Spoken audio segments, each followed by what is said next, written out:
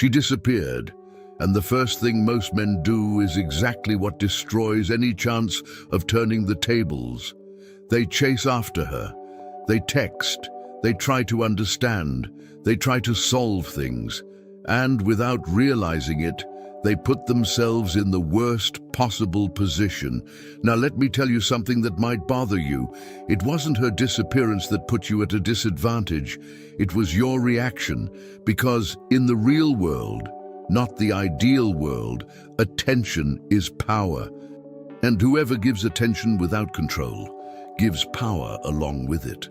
Machiavelli already said that politics should be guided by reality, not by ideals. And in practice, this means that it doesn't matter what you think should work. What matters is what actually works. Now think about it. Why does her silence hurt more than a direct rejection? Because it takes you out of the game. It puts you in a position where you don't know what to do. And it's precisely at this moment that most people make big mistakes, because they try to quickly resolve something that should be handled strategically. But here's the point nobody tells you.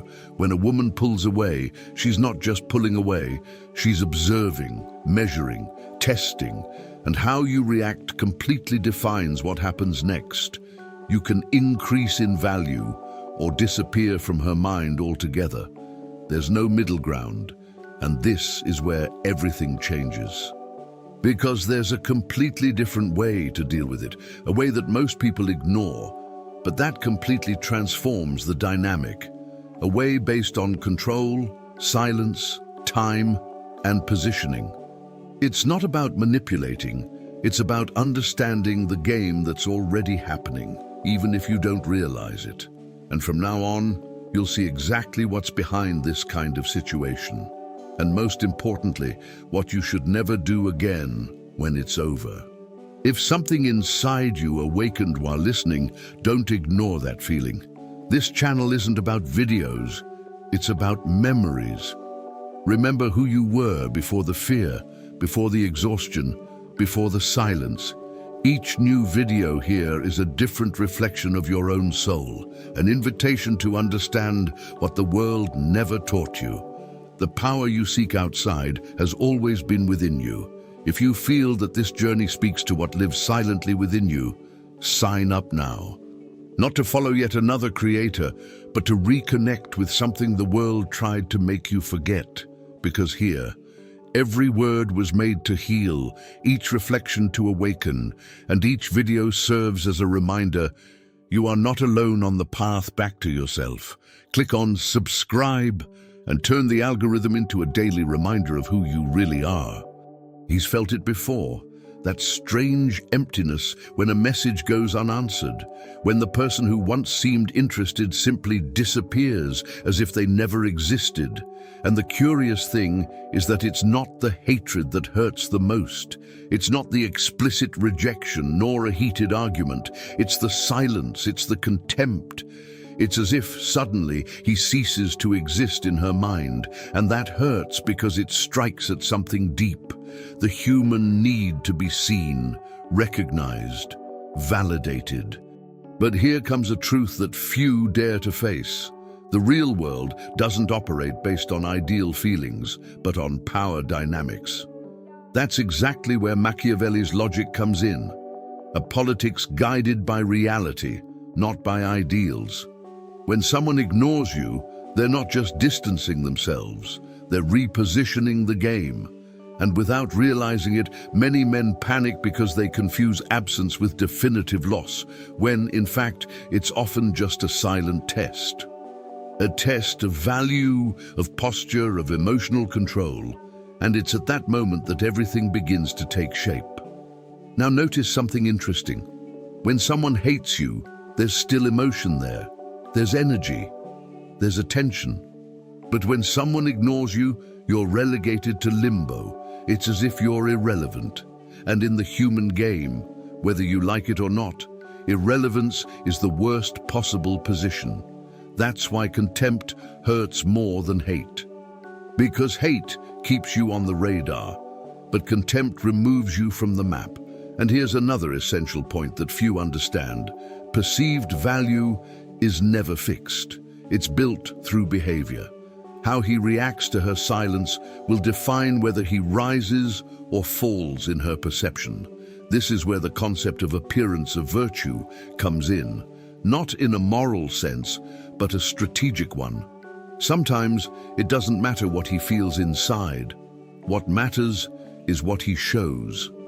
Because in the end, decisions based on real human nature always win over impulsive reactions, and those who don't understand this pay a high price, emotionally and socially. And here begins the classic mistake, because faced with this silence, the natural impulse is to chase after her, to send a message, to ask what happened, to try to resolve it, to try to fix something that often wasn't even broken. He believes he's being rational, but in practice, he's surrendering control. He's showing neediness. He's completely breaking the balance of virtù and fortuna, because while he tries to force a response, she observes, measures, and decides. And without realizing it, he's already started losing the game before even understanding that he was playing. Because in this type of situation, power doesn't lie with who feels more. It lies with who best controls their own reaction. And it's precisely here that most stumble, not for lack of intelligence, but for lack of emotional strategy. And what comes next is where the game really starts to get interesting. He feels the impact, and almost automatically, his finger goes to his cell phone. One message becomes 2, then 3. Is everything all right? Did something happen? Did I do something wrong? It seems logical, it even seems polite, but in practice, it's the beginning of the downfall. Because while he tries to understand her silence, he reveals something far more valuable than any answer: his need. And here comes a brutal point that few accept. Need doesn't attract, it repels. In the human game, especially in the dynamics of self-interest, perceived value is directly linked to scarcity and self-control. Machiavelli already made this clear when talking about decisions based on real human nature. It's not about what should be fair, it's about how people actually react. And in this scenario, the more he chases after her, the more power he relinquishes. He thinks he's showing interest, but in practice, he's demonstrating emotional dependence. And that completely changes his position in the game. Now think about it.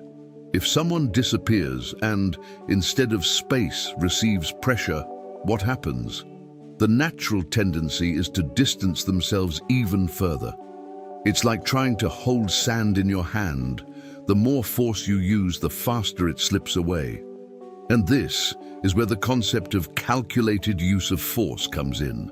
Not every action needs to be immediate. Not every situation requires a response. In fact, often the best response is none. But this requires something rare: emotional control. Most people can't stand the discomfort of uncertainty. They want to solve things quickly. They want immediate clarity. They want control of the situation. But ironically, it is this urgency that destroys any chance of regaining control. Because while he insists, she observes and begins to see him as predictable, too available, and consequently less valuable. And here comes an uncomfortable truth. Better to be feared than loved can be interpreted, in this context, as being respected for your stance, not for your insistence. Respect doesn't come from those who beg for attention. It comes from those who know how to position themselves. And it is precisely at this point that most fail without realizing it.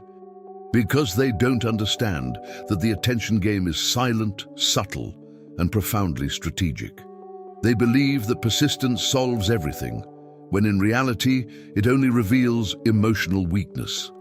And this doesn't mean being cold or indifferent by nature, but rather developing constant adaptability, knowing when to act and especially when not to act. A simple example: instead of sending several messages, he could simply not respond at all, and use that time to focus on himself. Training, reading, personal development. Reading something like The 48 Laws of Power, or even revisiting Machiavelli's principles may seem cliché, but it shapes the mindset. Because ultimately, the game isn't about her. It's about how he reacts to the scenario. And while he's still trying to understand her silence, something much more important is happening behind the scenes.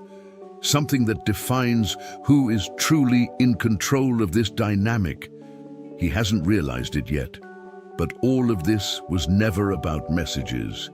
It was about attention. Whoever controls attention controls the pace, controls the narrative, controls the game. And that's not romanticism, it's pure strategy. Machiavelli already understood that power lies not only in strength, but in perception. In how the other person sees you, feels you, interprets you. And here comes a twist that changes everything. When he reacts to her indifference, he delivers exactly what she wanted, confirmation that she still has control over him. It seems harsh, but it's real. Politics guided by reality, not by ideals. He may even think he's being truthful, transparent. But in the human game, transparency without strategy becomes poorly positioned vulnerability. And vulnerability, when misused, becomes perceived weakness. And at that moment, he ceases to be someone she wants to understand and becomes someone she already understands completely. And what is predictable loses value. Now consider this scenario. Two men are going through the same situation. One sends several messages, tries to explain, tries to resolve the issue. The other simply goes on with his life. He posts less, talks less, appears less often, but when he does appear, he's better, more focused, busier. Which one generates more curiosity? Which one makes her think? The answer is obvious, but the execution is rare. Because mastering attention requires something few possess: emotional discipline, your own loyal armies, in this case not soldiers, but habits, routine, mind. If he can't control his own impulse to react, how does he expect to control the other person's perception? And here comes the calculated use of force. It's not about acting more, it's about acting better. Sometimes the greatest demonstration of strength is doing nothing, and that completely shatters her expectations, as she was already expecting the standard reaction. And when he doesn't react, something curious happens. The game changes sides, because now she's the one who starts wondering. Has he lost interest? Does he have someone else? Did I overreact? And that's it. Attention begins to shift. Without discussion, without confrontation, without apparent effort, just strategy, just silent presence, just control. That's virtù and fortuna working together. The inner capacity for self-control, combined with the right moment to act or not act. And here's the twist that few realize. Power has never been about convincing someone to stay. It has always been about not needing to convince, because whoever needs to prove their worth is already at a disadvantage. And it is precisely at this point that a new dimension of the game emerges, something even more subtle, even more powerful: the control of time. He may not realize it, but time is one of the most silent and powerful weapons that exist. It's not what he says, it's when he says it. It's not the message, it's the interval between them. And here's a truth that few accept. Whoever responds too quickly is almost always at a disadvantage. Because speed, in this context, doesn't demonstrate efficiency. It demonstrates anxiety. It demonstrates that he is available, waiting, ready to react to any sign from her. And in the human game, excessive availability diminishes perceived value. Machiavelli already taught that power lies in perception, not just action. Politics guided by reality, not by ideals. He may think he's being polite, attentive, but in practice, he's revealing that she is his priority. And when someone becomes a priority too early, they lose the mystery, they lose the weight, they lose the tension that generates desire. Now consider the other extreme. when he takes a while to respond, not because of childish games, but because he has a life that doesn't revolve around her. Something changes. Her attention begins to adjust. She starts to wait. She begins to realize that he isn't always available, and this activates something profoundly human, an interest in what isn't easily accessible. This isn't cheap manipulation. It's reading behavior. Decisions based on real human nature. A simple example, instead of responding the moment he sees the message, he might wait a few hours or even respond only the next day, but with lightness, naturalness, without long justifications. No, sorry, I was busy. No unnecessary explanations, just controlled presence. This communicates something powerful. He has a life, he has focus, he has priorities, and this completely repositions her perception of him. And when he goes further, when he simply disappears for a while, not dramatically but strategically, the effect is even stronger, because emptiness generates questioning, silence generates interpretation, and the human mind hates gaps. It begins to fill them with hypotheses, doubts, scenarios. Did he lose interest? Does he have someone else? Did I make a mistake? And without saying a single word, he has already begun to occupy more space in her mind than before. This is the calculated use of force. It's not about doing more, it's about doing enough at the right time. Virtù and fortuna again. And here comes an essential point. This only works when it's authentic. If he feigns absence but is obsessed inside, sooner or later it shows. Therefore, controlling time is not just an external strategy, it's internal mastery. And when he begins to understand this, he realizes that there is something even more powerful than time itself. Strategic absence. He thinks disappearing means vanishing. But when done well, it's exactly the opposite. Strategic absence doesn't erase presence, it amplifies it. It's like a song that stops mid-chorus. Silence doesn't diminish the power, it creates tension, and in the human game, tension generates curiosity, curiosity generates attention. But here's the detail that separates amateurs from strategists. Disappearing without purpose is abandonment, disappearing intentionally is power. Machiavelli already made it clear that the calculated use of force doesn't always involve direct action. Sometimes the impact comes from what isn't done. Politics guided by reality, not by ideals. He doesn't need to announce his withdrawal. He doesn't need to post indirect messages. He doesn't need to create drama.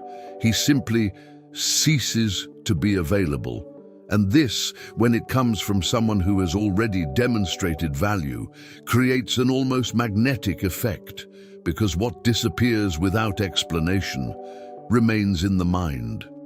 Now, look at the common mistake. Many try to disappear as a strategy, but remain emotionally attached. They keep checking their phones, seeing if she's seen stories, waiting for any sign. And that breaks everything, because strategic absence isn't about physical distance. It's about mental independence, your own loyal armies. This is where discipline, focus, and routine come in. If his mind still revolves around her, his body may distance itself, but the energy remains trapped. And this, sooner or later, shows up in small actions. That's why disappearing only becomes powerful when it's accompanied by real growth. A practical example, instead of spending energy thinking about her, he could use this period to evolve in concrete areas, start going to the gym, improve his style, invest in knowledge, books like The Prince by Machiavelli or Atomic Habits, develop professional skills. It's not just about looking better, it's about becoming better.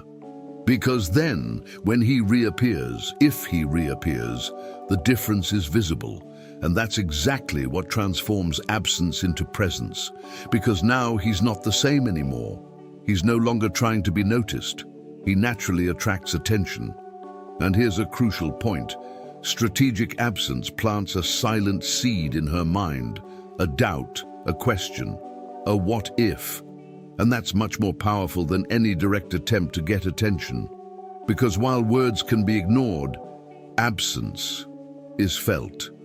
And it's in that empty space that something begins to grow, not in him, but in her. And when that happens, the game changes level.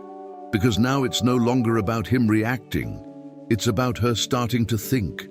And when someone starts thinking too much about you, it's a sign that you've regained a place that seemed lost. But to sustain this new position, there's something even more essential: investing in yourself consistently. He can see her disappearance as a loss or as an opportunity. And here lies the difference between those who grow and those who repeat patterns. Most waste this moment lamenting, trying to understand, reliving old conversations. But those who understand the game use this period as a silent laboratory of evolution. Because, in the end, it's not about recovering someone, it's about raising one's own value to a level where the dynamics naturally change. Machiavelli spoke of virtù and fortuna, and this fits perfectly here. Virtù is the ability to transform, to adapt, to act consciously. Fortuna is the moment, the opportunity. And what seems like bad luck, her disappearance, can, in fact, be the perfect trigger for him to build a stronger version of himself. Politics guided by reality, not by ideals. There's no point in wanting to be desired without becoming desirable. It seems obvious, but few have the courage to act on it. Now let's bring this into the real world without romanticizing it. Appearance matters, energy matters, presence matters, and he knows this, even if he won't admit it. So, what can he do practically? Start by doing the basics well. Train consistently. You don't need to become an athlete, but 3 to 5 times a week already completely changes your posture and confidence. Improve your style. Simple but well-fitting clothes already increase your perceived value. Take care of your communication, reading books like How to Win Friends and Influence People. And The Prince may seem cliché, but it shapes your mindset.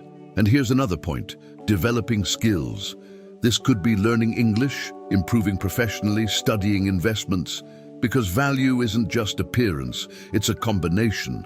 Your own loyal armies, habits, discipline, routine. Those who don't build this depend on external validation, and those who depend on it lose power. And the most interesting thing is that when he truly starts investing in himself, something changes almost invisibly. He stops acting like someone who needs to prove their worth and starts acting like someone who already has value. And this completely alters the dynamic, because now if she comes back, he's no longer in the same emotional place, he's not waiting, he's not available in the same way, and this creates a powerful contrast. But here's an important detail. This evolution cannot be done with the sole objective of making her come back. Because if it is, he remains stuck in the same place. The true transformation happens when he does it for himself. When he understands that the game was never about her, it was about who he became by reacting to this situation. And it is precisely at this point that one of the most underestimated weapons of all emerges: silence. He begins to understand that silence is not the absence of action, it is an action in itself. But there's a fine line here that few perceive. The silence of those who have no value is ignored. It goes unnoticed. It disappears into the background noise. But the silence of those who have presence, history, posture, that is unsettling. That generates doubt, that creates tension, and that is precisely why silence, when used well, becomes one of the most powerful tools that exist.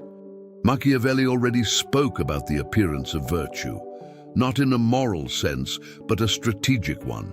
Not everything needs to be said, not everything needs to be explained. Often what is not spoken communicates more than any discourse. Politics guided by reality, not by ideals. He may feel the urge to justify himself, to clarify, to resolve. But in the human game, excessive explanation usually reveals insecurity, and insecurity reduces perceived value. Now think about something simple. How many times has he seen someone who talks too much, over-explains, tries too hard to convince, and ends up losing respect? This happens because those who have control don't need to prove themselves all the time. Better to be feared than loved, in this context, can be understood as being respected for a firm stance, not for trying to please.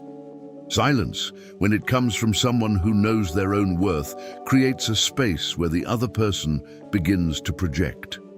What is he thinking? Why didn't he answer? Has he lost interest? And, effortlessly, he begins to occupy mental space.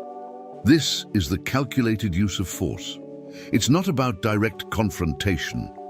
It's about indirect impact. A practical example. Instead of immediately responding to a provocation or an ambiguous message, he simply doesn't respond. Or he responds hours later, lightly, without engaging in the emotional game. This breaks expectations and repositions the dynamic. But here's the point that separates those who apply this from those who merely try to imitate. Silence needs to be sustained internally, because if inside one is anxious, waiting for an answer, checking their cell phone every minute, sooner or later this shows, and the effect is lost. Therefore, silence only becomes dominant when it comes accompanied by real emotional control. Your own loyal armies again, mind, discipline, focus, and when it reaches that level, silence ceases to be absence and becomes a dominant presence. It doesn't need to compete for attention. It naturally attracts, and it is at this moment that something begins to happen on the other side. Something slow, almost imperceptible, but extremely powerful. Doubt begins to grow. He could try to provoke, send indirect messages, post something strategic, try to elicit an immediate reaction. But that's shallow. It's predictable. It's exactly the kind of behavior that no longer works when the game escalates. Because direct provocation generates a quick response, but not depth. And that's where one of the most refined strategies comes in, planting doubt. Not an obvious forced doubt, but the kind that arises in silence, in space, in the absence of explanation.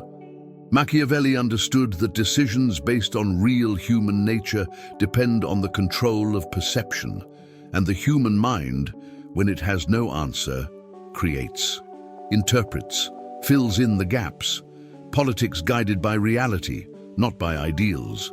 He doesn't need to say anything to have an impact. Sometimes the greatest impact comes precisely from what is left unsaid.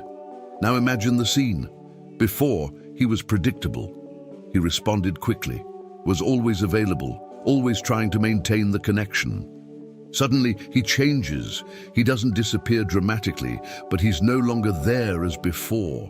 And that breaks the pattern. And when the pattern breaks, the mind goes on alert. What changed? Did he lose interest? Does he have someone else? And that's it. The doubt begins. And here's the key point. Doubt doesn't resolve things quickly. Unlike an argument or a direct message which ends there, doubt remains. It comes back, it insists, it deepens. It's like a slow poison. And the more he maintains his posture, without explaining himself, without chasing after him, the more this doubt grows. This is the calculated use of force at a more sophisticated level. It's not confrontation, it's indirect influence. And this, in practice, has much more impact than any attempt to get attention. And the most interesting thing is that he doesn't need to do anything extraordinary for this to happen. He just needs to avoid ruining the process. Because the most common mistake is planting doubt and then rushing to resolve it, sending messages, starting conversations, trying to balance things out, and then everything goes back to square one. That's why constant adaptability is essential. Knowing how to handle discomfort, trusting the process, maintaining composure. And when he does that, The dynamic is completely reversed, because now it's no longer him trying to understand her behavior, it's her trying to understand his. And that changes everything. But here's an important detail. Many, upon realizing this shift, make an even bigger mistake. They try to get revenge in a small way. And that's exactly where many lose everything they've built up to this point. He senses the shift. He realizes she's starting to look at him again, maybe even testing him, maybe even reappearing. And it's precisely at this moment that many men make the most costly mistake of all. They try to get even. They forcefully ignore her, respond curtly, play petty games, try to provoke jealousy. It seems like justice, but in practice, it's regression, because by doing this, he descends to the same emotional level that previously put him at a disadvantage. And here's a harsh truth. Petty revenge doesn't generate respect. It generates equivalence. And when there's equivalence, there's no power. Machiavelli already made it clear that the calculated use of force requires precision. It's not about reacting impulsively. It's about acting with intention. Politics guided by reality, not by ideals. He doesn't need to prove that he can also ignore her. Anyone can do that. The difference lies in not needing to prove anything. Now consider two scenarios. In the first, he responds with artificial coldness, tries to show disinterest, acts like someone resentful. In the second, he responds with lightness, naturalness, without haste, without exaggerated emotion, like someone who has simply moved on with their life. Which of the two conveys more power? The second, because the first is still emotionally trapped. The second has already moved on, and that completely changes the perception. Better to be feared than loved here can be understood as being respected for your emotional stability, not for your impulsive reaction. A practical example: if she sends a message after days or weeks, instead of responding with irony or intentionally ignoring her, he can respond hours later, calmly, as if it weren't a big deal. No "wow, finally," no indirect messages, just balanced presence. This communicates something much stronger than any attempt at revenge. And here's the point that few understand. True revenge was never about making the other person feel pain. It was about becoming someone who can no longer be ignored in the same way. When he evolves, when he takes a stand, when he changes his own pattern, he destroys the narrative she had about him, and that's much more impactful than any provocation. Because now, he's no longer predictable. He's no longer accessible in the same way. He's no longer the one who chases after her. And this generates a new kind of tension, a new kind of curiosity. But at that moment, a new phase of the game begins, because inevitably there's a high chance she'll come back. And when that happens, that's when many lose everything again, because they don't know how to deal with that return. Sooner or later, she tends to return. Sometimes with a simple message, sometimes with some excuse, sometimes as if nothing had happened. And it is precisely at this moment that the game reaches its most sensitive point, because it's not her return that defines the outcome. It's his reaction. Many, upon seeing her name appear again, completely lose control. They respond immediately, change their tone, show excitement, relieve all the tension that has been built up, and without realizing it, they relinquish power. It's like building something solid and dismantling it with a single impulsive action. Machiavelli already made it clear that maintaining power is more difficult than conquering it. Politics guided by reality, not by ideals.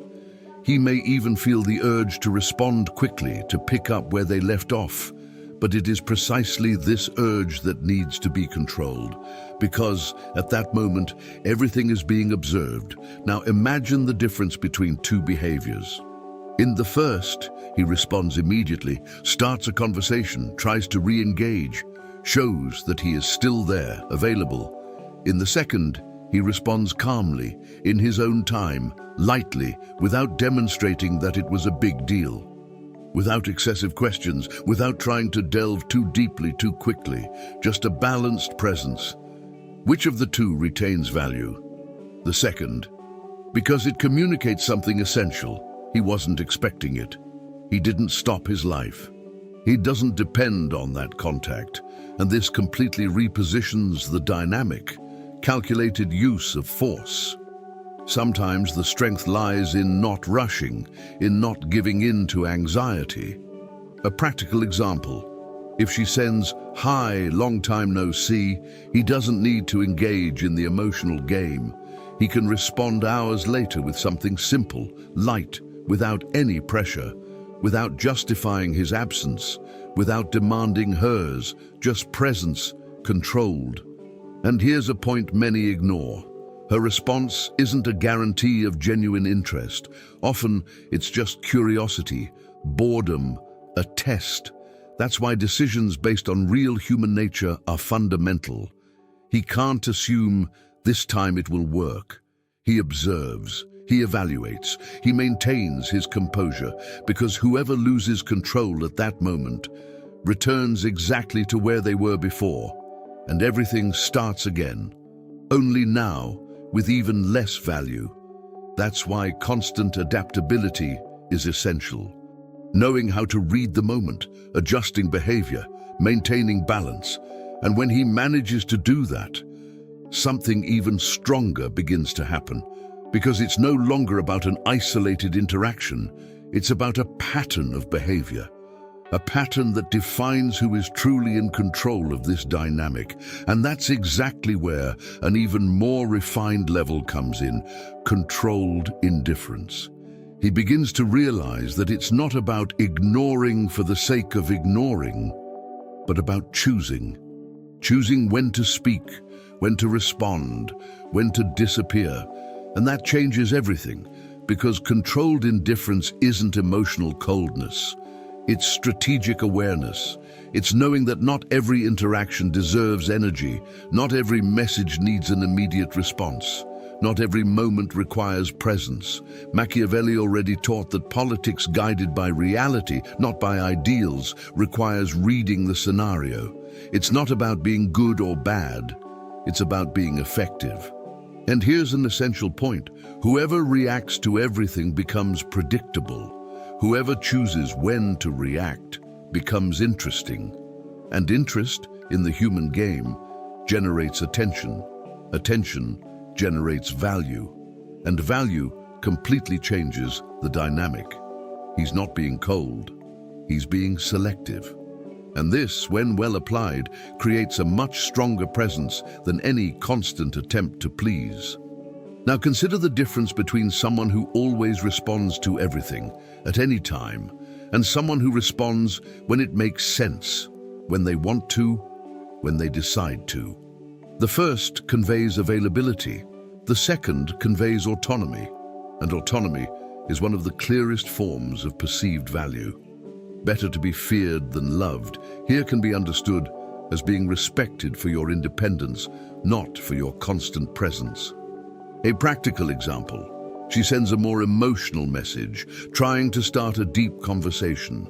He doesn't need to engage at that moment. He can respond lightly or even leave it for later. Not out of disinterest, but out of control. Calculated use of force again. He's not reacting.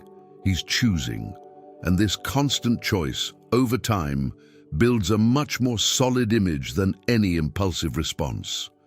And the most interesting thing is that when he starts operating at this level, something completely changes in her perception. Because now, he is no longer predictable. He's not always there, but he's not completely absent either. He appears and disappears. He speaks and is silent. And this creates a rhythm, a pattern that keeps her attention active without him needing to force anything. Virtù and fortuna again, internal control combined with external timing. And here's the turning point. He stops being someone who reacts to her behavior and becomes someone who defines his own behavior, regardless of what she does. And when that happens, the game changes hands. Because now she's no longer the one dictating the pace, and it's precisely at this moment that the throne begins, silently, to change sides. He might not even realize it at first, but something has changed. Not in how she acts outwardly, but in how she reacts inwardly. Before, he was the one who waited, who thought, who tried to understand. Now, the dynamic has reversed. She observes more. She measures more. She starts to ask herself things that never even crossed her mind before. And this happens because, for the first time, he has ceased to be predictable. Machiavelli already said that power is not in occupying the throne. It's in maintaining the perception that you can occupy it at any moment. Politics guided by reality, not by ideals. He didn't need to confront, he didn't need to argue, he didn't need to convince. He simply changed his own behavior. And that was enough to alter the entire structure of the interaction, because, in the end, the game was never about who talks the most. It was about who best controls their own position. Now observe a subtle but powerful detail. When she realizes she has lost control over him, two things can happen. Either she tries to regain that control, or she distances herself permanently. And this is where strategic maturity comes in. He cannot cling to the outcome, because true power lies not in making her come back. It lies in not depending on it. Better to be feared than loved, in this context, can be understood as being respected for your stability, not for your neediness. A practical example: she starts interacting more, responds faster, tries to start a conversation. He doesn't change his pace. He doesn't speed up. He doesn't get excited. He maintains the same posture. This communicates something very clear. He is not reacting to her. He is being who he has become. And this creates a much more solid foundation than any attempt at reconnection based on momentary emotion. And here's the point that few manage to sustain. When the throne changes sides, the greatest temptation is to want to prove it, to show that he is now in control. And that's exactly where many lose. Because displayed power loses strength. Silent power dominates. Calculated use of force once again. He doesn't need to demonstrate that he changed the game. His own behavior already does that. And when he consistently maintains this position, something even deeper happens. He stops playing for external validation and begins to operate through self-mastery. And it is precisely at this point that this whole journey reveals the true learning. Because in the end, it was never about her, but about something much greater that was being built within him. Ultimately, he begins to see something that previously seemed invisible. It was never about her disappearing. It was about how he reacted to it. It was never about winning someone back. It was about rebuilding himself. And here is the truth that few accept, but that changes everything. Whoever depends on external approval will always be at a disadvantage, because they surrender their own emotional state into the hands of another. Machiavelli already pointed out directly that decisions based on real human nature require strategic coldness, not in the sense of absence of emotion, but of control over it. Politics guided by reality, not by ideals. He can feel, he can desire, he can get involved, but he cannot lose himself. Because the moment he loses himself, he becomes predictable again. And predictability in this game is costly. Now, when he looks back, he realizes that each step played a role. Her silence, the mistake of chasing after her, the learning to control time, the strategic absence, the investment in himself. Silence as a weapon, doubt as a slow poison. All of this wasn't about manipulating someone. It was about positioning himself better in the world. Virtu and Fortuna walked hand in hand, the internal capacity to evolve and the external moment that demanded this evolution. And here's an essential point. He no longer needs to prove his worth. He has become the value. And this completely changes how he relates to anyone from now on. His own loyal armies, discipline, mindset, self-control. This is no longer a one-off strategy. It's a way of life. And when this becomes the norm, the game ceases to be about effort and becomes about consequence. And perhaps that's the biggest turning point of all, because now, if someone disappears, he doesn't collapse. He observes, he decides, he chooses. He doesn't react impulsively. He reacts consciously.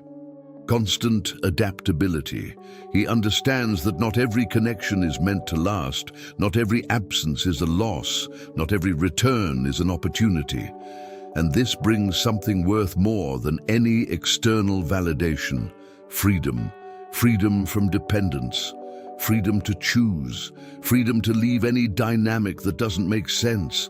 And it's precisely at this point that he realizes the true power was never in the other person. It was always in how he conducts his own life. And when that becomes clear, everything changes. Now tell me, how many times have you gotten lost trying to understand someone who simply chose not to explain themselves? How many times have you chased after them, tried to solve things, tried to hold on to something that deep down had already changed? The truth is, most men were never taught to play this game. They were taught to react, not to think. And that's exactly why they remain stuck in the same pattern, repeating the same mistakes, expecting different results. But now you've seen what few others see. You understand that it's not about insisting, it's about taking a stand. It's not about proving your worth. It's about becoming someone who doesn't need to prove anything, and that completely changes the course of your life. But here's the question that really matters. Are you going to apply this, or are you going to go back to doing exactly what you've always done? Because knowledge without action changes nothing.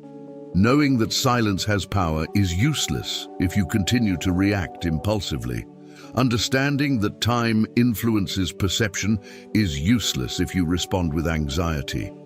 Recognizing that true control is internal is useless if you still depend on its validation to feel sufficient. So stop for a second and ask yourself honestly, do you want to continue being predictable, or do you want to start being strategic? Because in the end, the game doesn't change. The one who needs to change is you. And if this made sense to you, if any part of this content resonated more strongly than you expected, then you already know it's time to go further. Subscribe to the channel and turn on notifications, because here you won't find superficial advice. You'll learn to see what most people never notice. And tell me in the comments, when did you make the biggest mistake? Chasing after someone, responding too quickly, or not knowing how to maintain silence? Because sometimes recognizing the mistake is the first step to taking control once and for all.